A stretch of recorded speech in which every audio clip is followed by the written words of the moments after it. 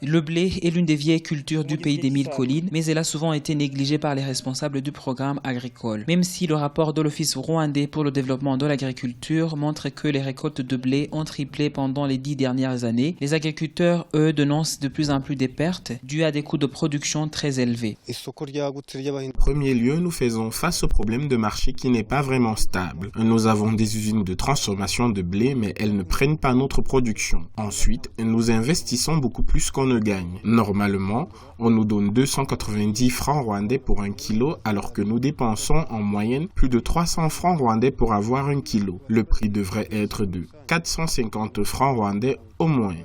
Le Rwanda compte plusieurs petites usines de traitement de blé et une grande usine qui, selon les autorités rwandaises, devrait acheter le blé des agriculteurs rwandais. Pour les responsables de la plus grande usine, il est moins cher d'importer le blé de la Russie ou encore de la Zambie que de l'acheter au Rwanda.